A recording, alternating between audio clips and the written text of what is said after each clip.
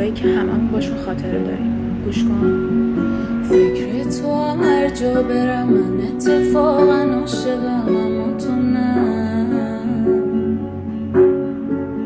دائما دنبال اینم با چه ترفندی تو رو همراه کنم.